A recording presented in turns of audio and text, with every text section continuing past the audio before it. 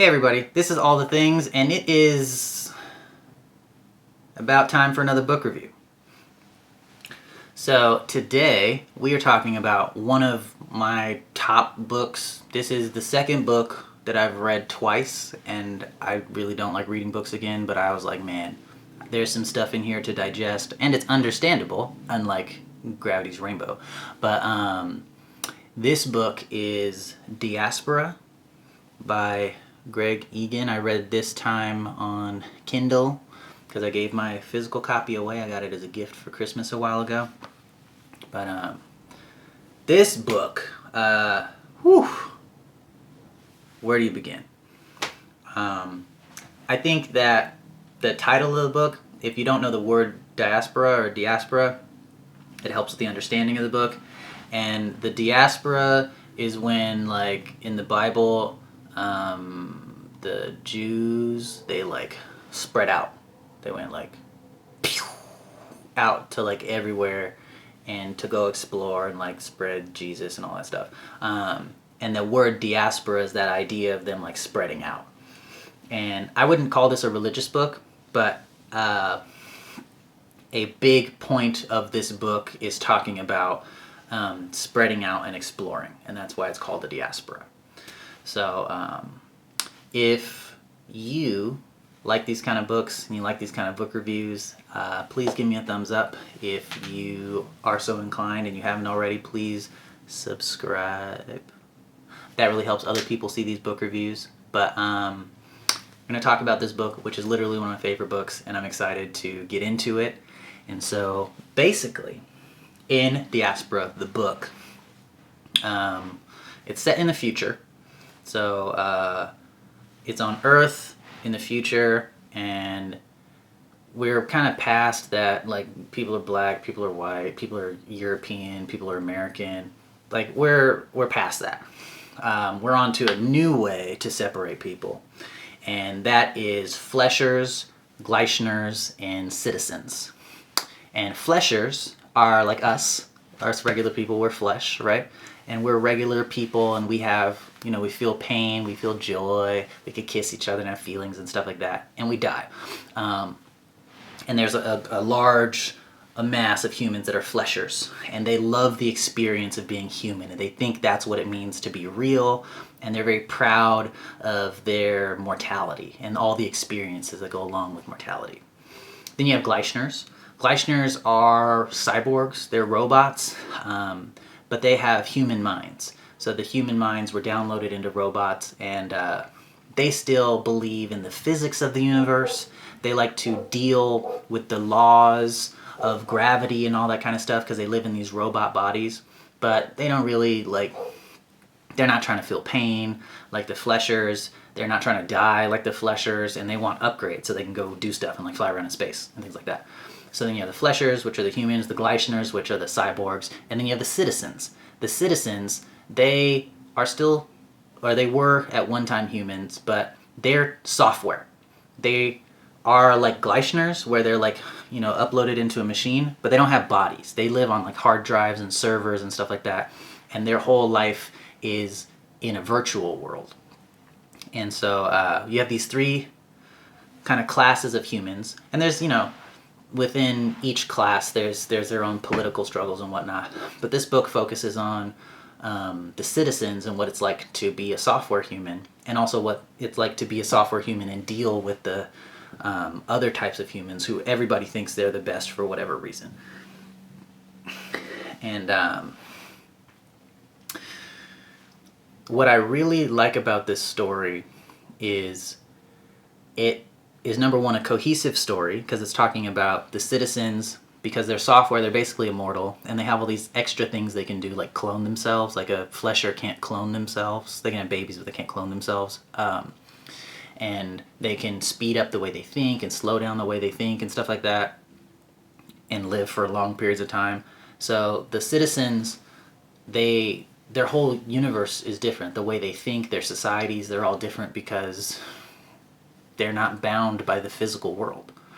So they basically want to know everything, and they, through some stuff in the book, they decide to go explore the universe and see what's there.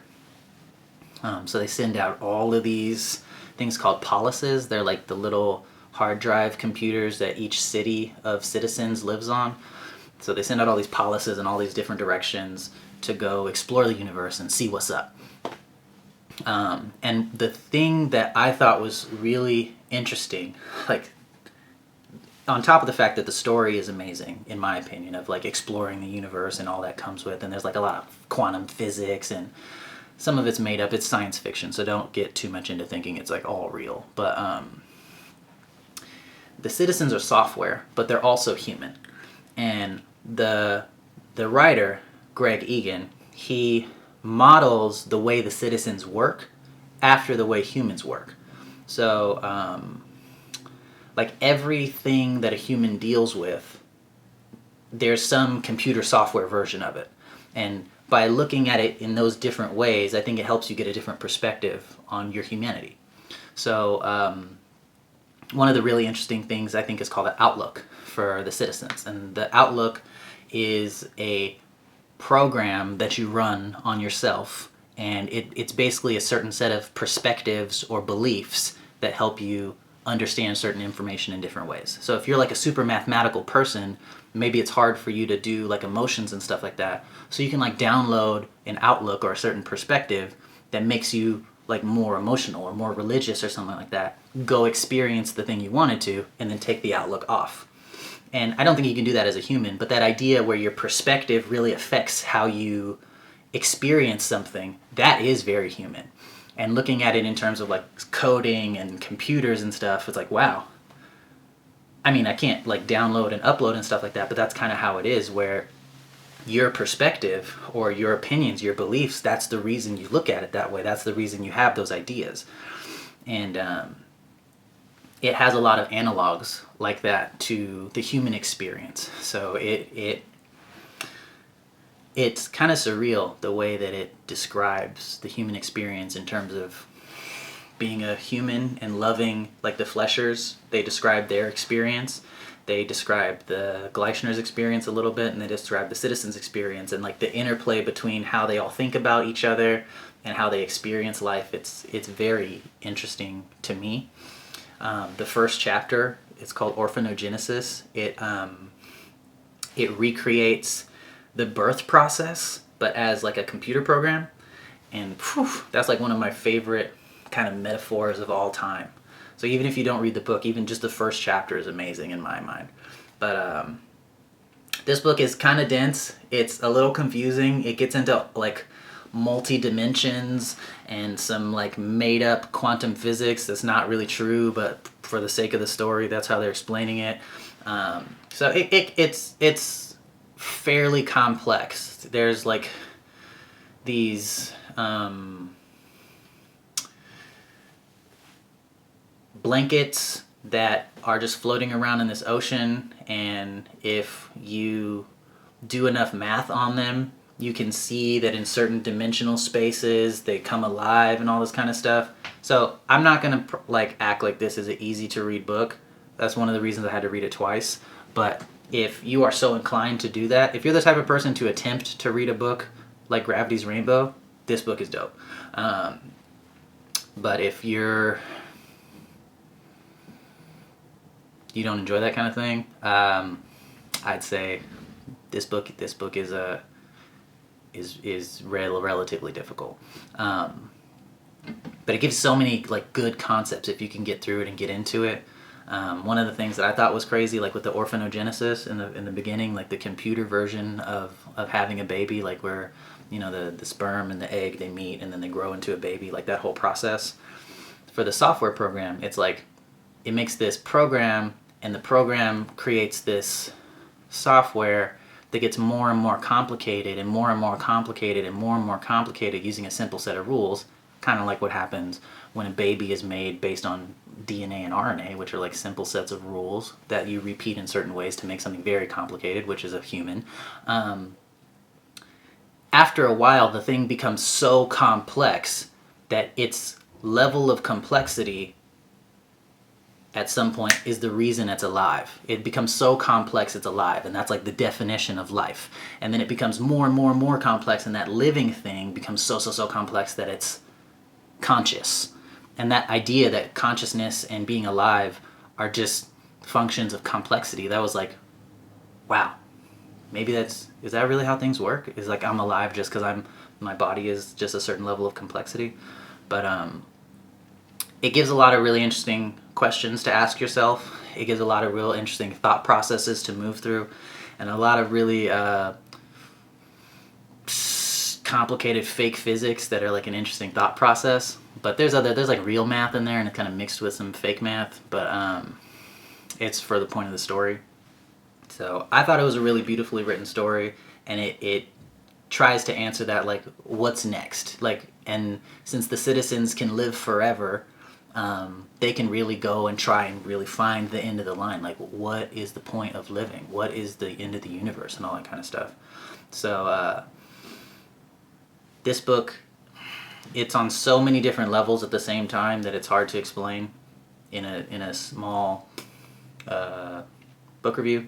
But if you can try it, I'd say attempt it, because this book is like, oh my gosh, there's so much good stuff in this book. And yes, it's very complicated, but it speaks to like the intricate subtleties of humanity and the interplay between different people because of their different perspectives or their different situations. And it does it in a way where it's not talking about racism, it's not talking about sexism, but it's talking about like that same type of idea in a new way, because we don't have software people, we don't have robot people right now. But that new way helps bring like new light and new subtleties to those concepts and help us talk and explore about it in different ways. So the book is Diaspora by Greg Egan. I highly recommend this book. It's very not a beginner book. It's a fairly complicated book, so be ready for that if you're gonna try to attempt it. But I love this book, and I will always recommend this book. And it's kind of this beautifully abstract painting of humanity progressing and humanity existing with other humans and in the universe. So Diaspora is the book. And yeah, if you have read this book, if you have questions about this book, I have tons of questions about this book. But drop it in the comments. I'm like so down to talk about this book, but not too many people read it because it's complicated. I've only gotten one person to read this book, and we've had some like other people listening to our conversation. They're like, what are they talking about? But that's because they didn't read the book. So yeah, that's it. This has been All the Things.